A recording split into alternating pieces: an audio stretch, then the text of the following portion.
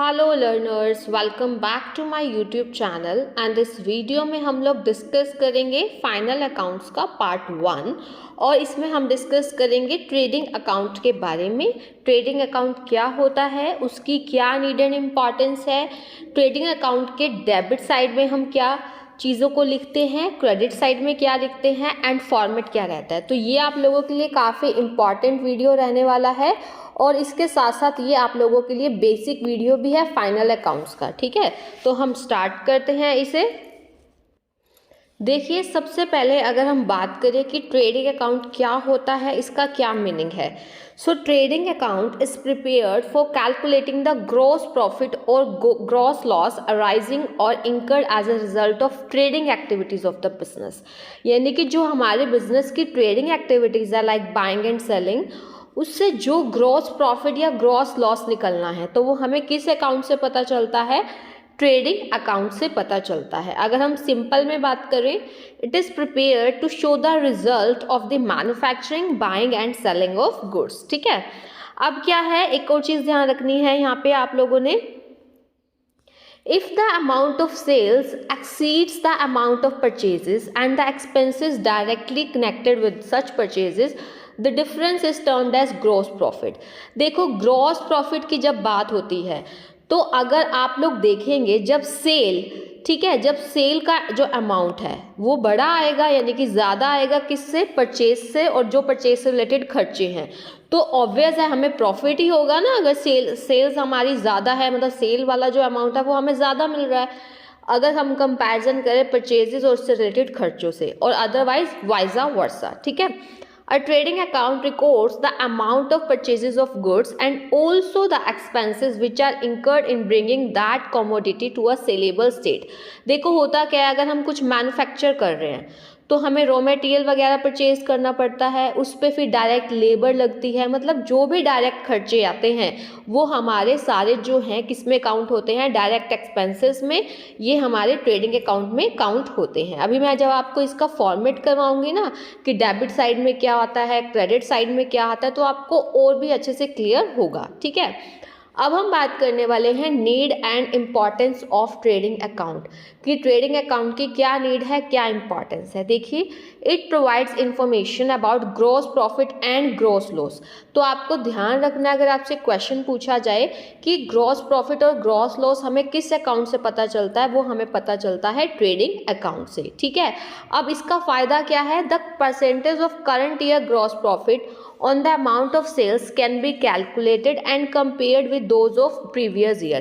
एक आपका ना ग्रॉस प्रॉफिट रेशियो निकलता है, आप आगे सीखेंगे जैसे उसमें क्या होता है, हम ग्रॉस प्रॉफिट को कंपैरिजन करते हैं सेल्स से, फिर हम देखते हैं, फिर हम कंपैरिजन करते हैं प्रीवियस ईयर से कि बढ़ा है हमारा ग्रॉस प्रॉफिट या कम हुआ है।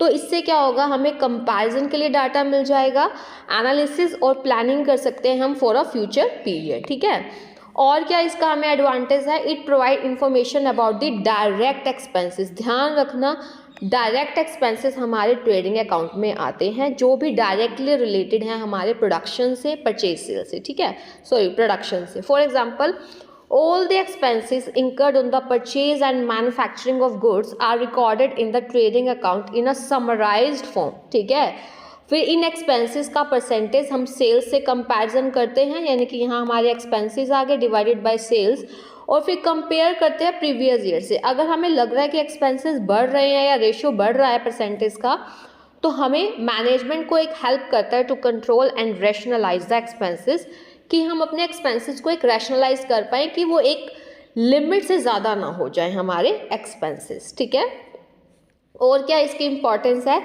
Comparison of closing stock with those of the previous years. देखो, जैसे कि आपको पता है क्लोजिंग स्टॉक मतलब जो हमारा सेल नहीं हुआ है at the end of the year, तो आप क्या करते हैं, क्लोजिंग स्टॉक हमारा ट्रेडिंग अकाउंट में आता है और इस स्टॉक को हम कंपेयर करते हैं with the closing stock of the previous years, पिछले सालों के क्लोजिंग स्टॉक से। And if the stock shows an increasing trend, the reasons में बी इंक्वायर्ड। देखो, अब क्या होता है, अगर क्लोजिंग स्टॉक का मतलब हमारा ये होता है कि जो स्टॉक अभी हमारा बिका नहीं है, अगर ये बढ़ता जा रहा है इसका मतलब हमारी सेल कम हो रही है। अगर सेल हमारी कम हो रही है तो हमें इंक्वायरी करनी पड़ेगी ना कि हमारी जो सेल है वो क्यों कम हो रही है, ये चीज़ ध्यान रखनी है। ठीक है, और इसकी क्या इंपॉर्टेंस है, it provide safety against possible losses मतलब जिनके चांसेस हैं।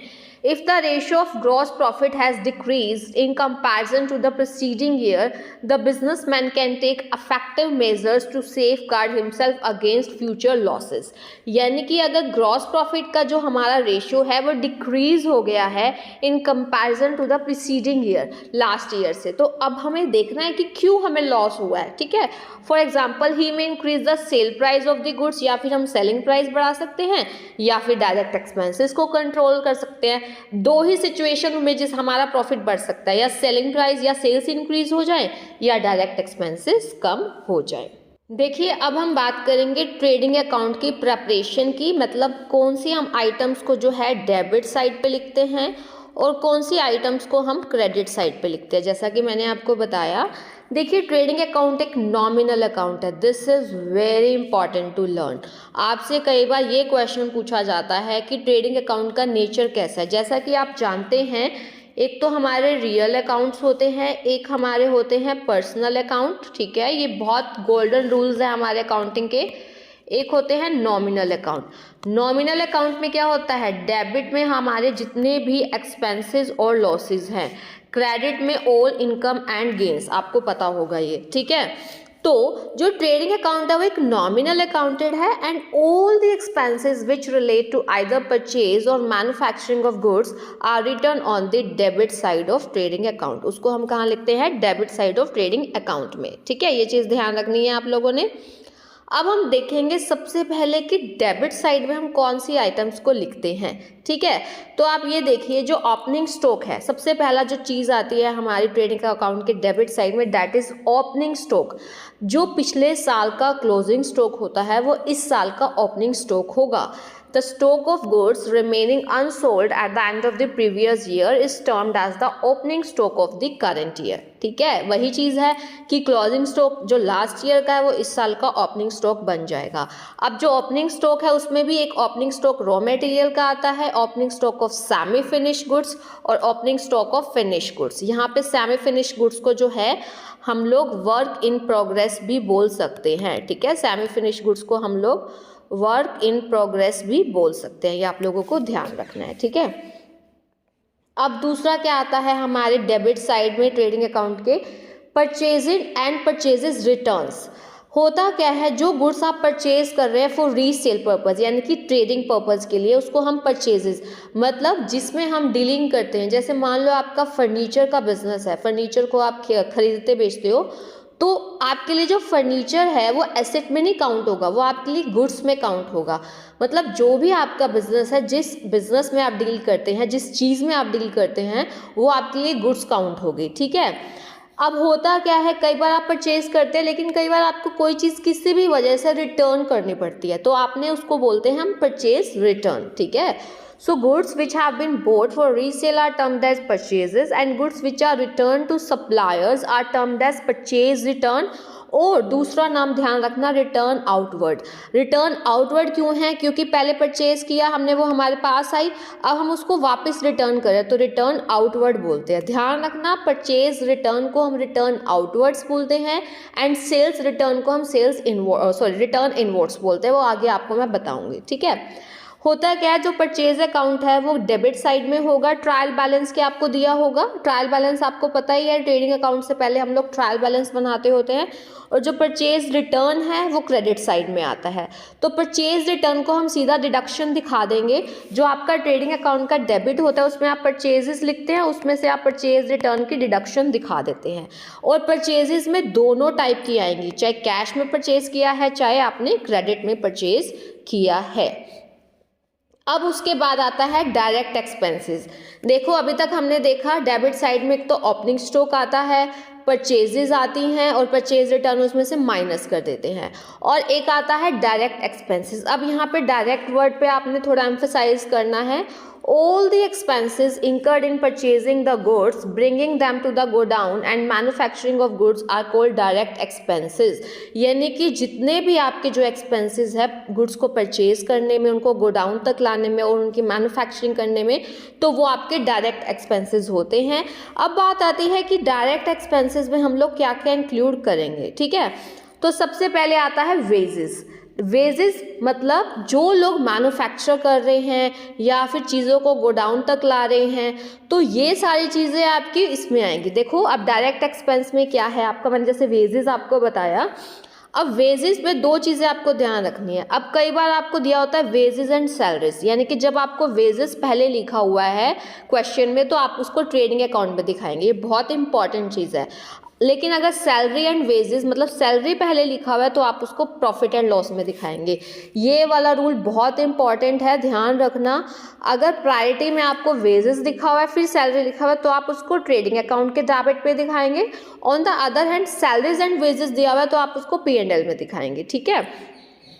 इसके साथ साथ क्या होता है, if wages are paid for bringing a new machine और फॉर द इट्स इंस्टॉलेशन, जैसे मैंने आपको बताया था एक मशीन आपने परचेज़ की, उसको जब तक कि आप उसको यूज़ करना स्टार्ट नहीं कर देते हैं तब तक के जो खर्चे हैं वो हमारी उस मशीन की कॉस्ट में ऐड होते हैं।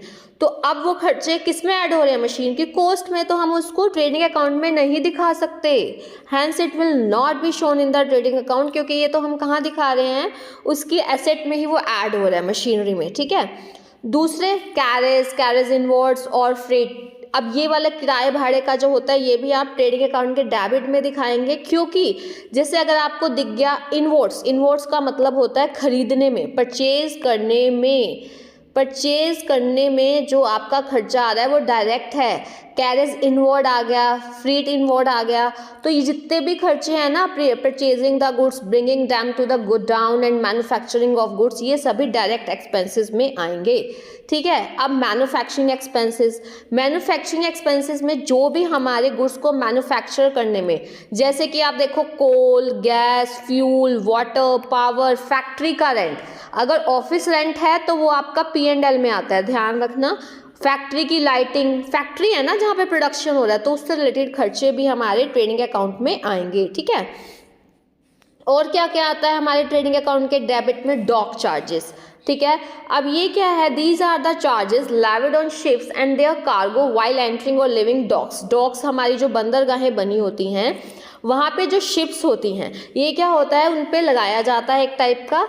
अब if dock charges are paid on the import of good, अगर इम्पोर्ट मतलब हम खरीद रहे हैं दूसरे देश से, ठीक है, तो उसको हम ट्रेडिंग अकाउंट के डेबिट साइड में दिखाते हैं। ध्यान रखना, इम्पोर्ट ऑफ गुड्स पे अगर पे किया है, अगर कुछ भी इंस्ट्रक्शन क्वेश्चन में नहीं दिया तो हम इसको ट्रेडिंग अकाउंट में ही दिखाएंगे, ठीक है। नेक्स्ट है आपका इंपोर्ट ड्यूटी और कस्टम ड्यूटी। देखो कस्टम ड्यूटी आपकी वैसे तो आप import as well as export पे देते हैं, लेकिन जब आप उसको परचेजिंग पे यानी कि वही इंपोर्ट पे दे रहे हैं तो उसको आप चार्ज करेंगे ट्रेडिंग अकाउंट पे, और अगर कुछ भी नहीं लिखा हुआ तो भी आप इसको ट्रेडिंग अकाउंट में दिखाएंगे, ठीक है। उसके बाद आता है आपका रॉयल्टी। रॉयल्टी क्या है, this is the amount pay to the owner of a mine और patent for using his right of patent. आप जैसे पेटेंट यूज कर रहे हैं किसी का तो आप रॉयल्टी वगैरह देते हैं, तो रॉयल्टी जनरली हम ट्रेडिंग अकाउंट में ही चार्ज करते हैं because it increases the cost of production, ठीक है।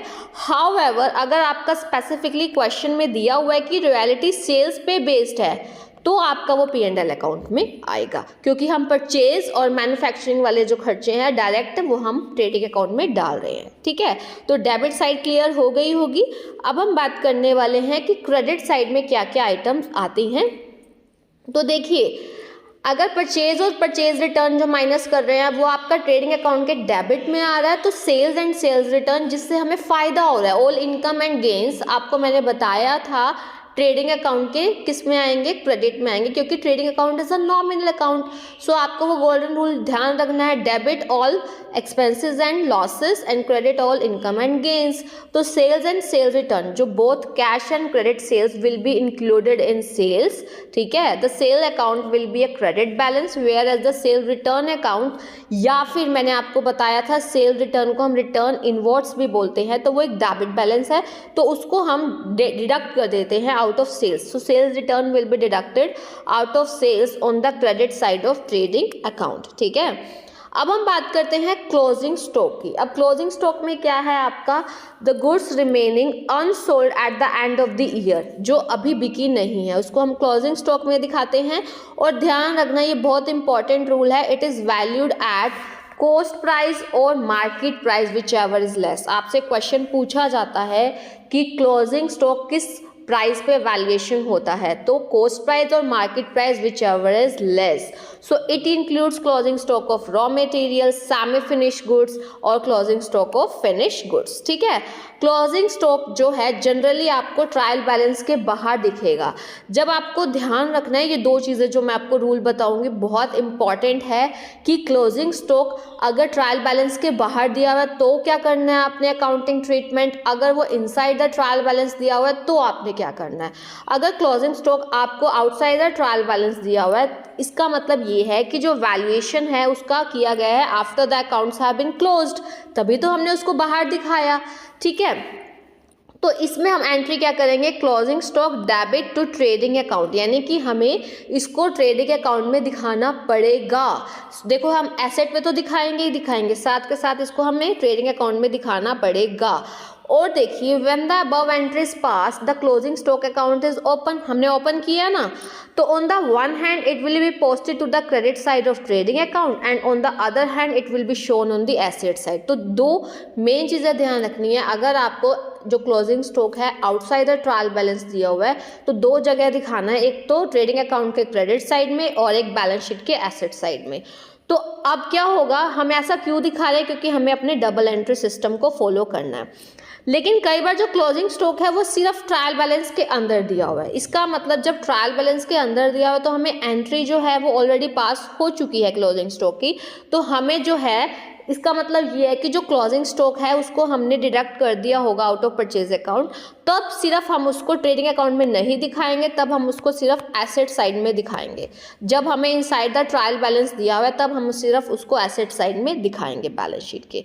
अब मैं आपके साथ फॉर्मेट डिस्कस कर लेती हूँ। ऐसे होता है, आप लिखते हैं trading account for the year ending, for the year ending मतलब पूरे साल की आप बात कर रहे हैं, debit credit, debit particulars amount. अब मैंने अभी आपको बताया ओपनिंग स्टॉक आता है परचेज में से परचेज रिटर्न या रिटर्न आउटवर्ड आप लेस कर देते हैं wages and salaries. Direct expenses में carriage inwards, carriage on purchase, आपके ये एक्सपेंसेस मैन्युफैक्चरिंग एक्सपेंसेस होते हैं like gas, fuel, power, freight, octroi, cartage, manufacturing expenses, productive expenses, factory lighting, factory rent, clearing dock charges, clearing charges, import duty और custom duty, royalty. ठीक है, ऐसे ही sales में से सेल रिटर्न या रिटर्न इनवर्ड लेस करेंगे closing stock. अब क्या होगा, अगर आपकी क्रेडिट साइड जो है ज़्यादा आ रही है तो यहाँ आपका ग्रॉस प्रॉफिट आएगा जो कि हम आगे ट्रांसफ़र करेंगे P&L अकाउंट में।